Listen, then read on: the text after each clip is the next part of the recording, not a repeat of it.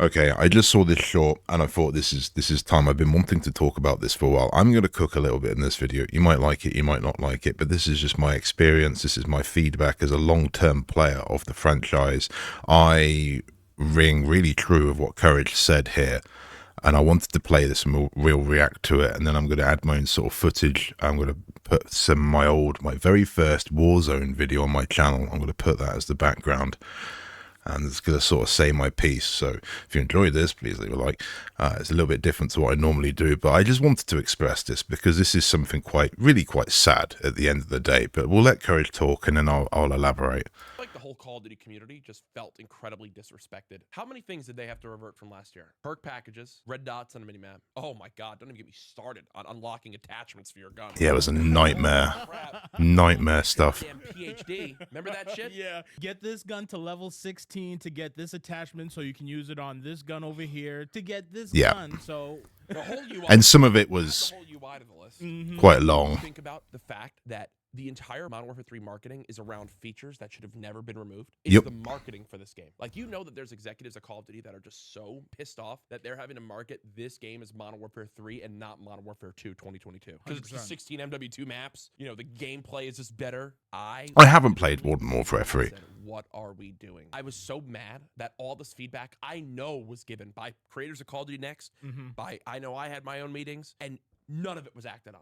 Yeah, I don't know about the sort of the end of it there, and I haven't played Modern Warfare 3. It might be better. It doesn't matter. The damage was done kind of the Nitmerks and Tim the Tapman fiasco, if you ask me. And Dr. Disrespect, obviously, walking away as well, which is quite right in their own mind. And I did too, and I'm sure many others did. It was kind of the final street, you know, just F this game, F this company. What are they doing to what was a fantastic franchise? I mean, I've played it all the way back. You know, I was trying to sort of think of it. What was the original title I played on the original Xbox? But I definitely played Big Red One. I definitely played Finest Hour. It might have been one of those in the rental era on that when I was very young. Really good games. When I was first playing Xbox Live, the Big Red One, such an amazing game. And then the 360 with Call of Duty 2 again, slightly different. That felt so next gen and really carried the launch of, say, the 360 in that era. You know, we're talking about 2003 to sort of 2007, that sort of era. And in that era, it really dominated. And obviously you had Modern Warfare 2. I played all these. I kind of stopped, I think, around this sort of Ghosts era. That's when I think I moved to PlayStation and Battlefield and played the Battlefield series, and I kind of swapped over to Battlefield. I think many others did. But I came back with sort of, I think when the Black Ops on the last Black Ops, like 2019, I think was in Warzone, and it was on Verdansk. That's when I came back in. And if I get that video going now in the background, I'm going to have to mute it. It was just one of those situations where I actually really had a good time. I'd heard about the cheating being an issue, but I wasn't really too sure. I was playing Apex pretty hard at the time, but not really enjoying Apex so much. So I wanted to go and have a go at Call of Duty, and actually had a tremendous time of it. Got into sort of people, curators like Dr. Disrespect, and really thought this is something they got going good here. And come to basically with Caldera, I kind of thought about this recently, and with places like Verdansk. And then we got to go to Vanguard, and I actually really enjoyed Vanguard. I didn't like Caldera, but Vanguard as a whole, the aesthetic, don't get me started on like the music. The music was so good. I think even going back to say like Call of Duty 2 music, if I was to like say go back to, I use some of this on my videos. The campaign obviously in the series have always been fantastic, but some of these like old. I mean, I just listened to this the other day, and this is kind of why I wanted to do this. Doesn't this just make you want to boot up the game? And if you played it in this sort of Vanguard, Caldera sort of era, I was playing a lot of the, I've forgotten what it's called, the Mini Royale. Something Island, you know, it's so bad I can't even remember it now. It's actually so bad I've kind of like hidden it from my memory. But just in like this whole thing, right? This whole thing, it's a good game, and it seems to have lost its way. And I don't understand why. And looking at something like Fortnite now, sticking with their guns and actually going back to their roots with the recent update, I don't understand. Like, Caldera should never have gone. The game should have never been changed. Why aren't we still playing this version of Warzone, but just with a new map and the recent game added to it? I don't see. I was questioning this towards the end of the original Wars, and I was like, what are they actually going to do? Are they going to take this game away? And they have. And so basically all people's cosmetics, people's unlocks, people's guns, everything they'd worked towards, everything they'd spent money on, and some people obviously spent a serious amount of money. Like, we just killed Rambo there. Awesome idea. Awesome skin. And it had all these catchphrases and stuff. There was just so much. It wasn't, I don't think, too goofy. I think if you look at it now, there's a lot of goofy skins coming into it. You know, like Diablo stuff I'd seen. Whatever.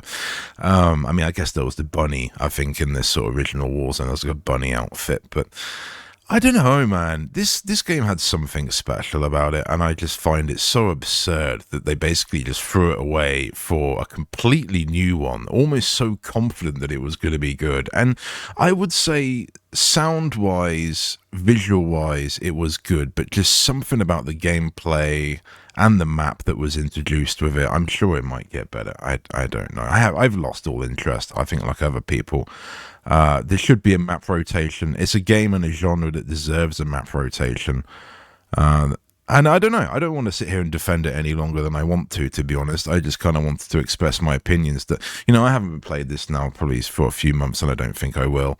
I think, like, if anything from Fortnite is to only take anything from, is that they should really just scrap the current Warzone and reboot the old one. And I don't think there's any shame in that at all. Just reboot the old one with a new engine, same, like, old mechanics. That's Warzone. That is what Warzone is to a lot of people. And you could say it's not largely different, but there is something off, isn't there? There's movements completely different. The guns even somewhat are completely different. I'd say they have less recoil now, and the attachments, as we saw in the Courage JD system, they're all just kind of messed up now with all the attachments and the unlocks and stuff. So I don't know, man. I don't know.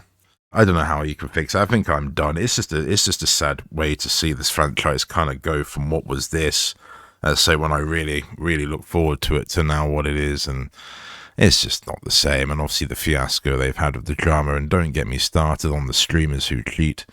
That I don't think the agency is necessarily hired by them anymore, but the agency, basically every single streamer working for the agency is cheating and been a known cheater. And in this era, the sad state of it was there was a lot of diffusion about that. People basically discrediting it. I was one of the original sort of creators actually pointing out, like, is no one really aware that, like, the top streamers in Call of Duty are all cheating, and blatantly at that, and no one's willing to point it out? Now obviously you got Call of Shame and a few other people that have quite clearly and evidently pointed it out, so even the dimmest of gamers can understand that, yeah, these guys are using cheats. That alone, you know, it's not worth playing when you've got these kids being protected to cheat in a video game that's already quite competitive. And if you're playing on, like, mouse and keyboard like I did, I actually wanted to play this game to learn mouse and keyboard, and I wanted a fresh environment. How ignorant I was with that, really, knowing that the reality is that actually controller has such an advantage. But I never actually played it with controller, and that was the big reason why. I obviously played it on consoles originally, but I had no muscle memory of, say, Warzone on controller, so that was what I wanted. I wanted no muscle memory. It was all new. It was like a new game, and I had to learn mouse and keyboard, and that was largely also influenced by Dr. Disrespect, and basically just by Apex being so bad at the time, because I was really into Apex for a very long time, and to be honest, since that Apex area, I've never played that again either. That's got a similar issue. I've been meaning to cook a similar video on that.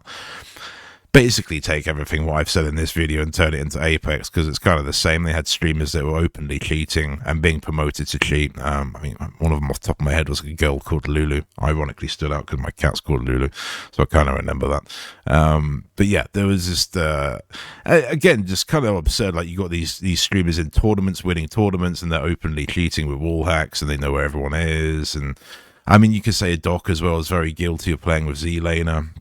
I could never really tell with Z-Laner if he was cheating. I think Z-Laner falls into the category of he is actually an excellent gamer. He is a really, really good controller player, and he's a very good, aware gamer, and I do believe he probably does use wall hacks, but he's clever enough and smart enough to manipulate. You know what I mean? He knows what people are going to be looking for. He knows how to react. He knows what to do.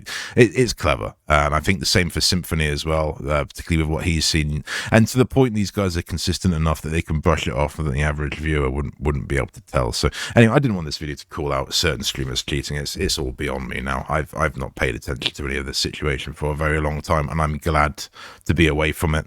I just think it's very sad that this game is that now. It's this really weird niche where basically console players are getting farmed by streamers who are cheating. It's kind of the reality of it. Anyway, thank you for watching. If you enjoyed this or you sympathize, leave a like. If you've got a different opinion, whatever, leave a comment, and thank you.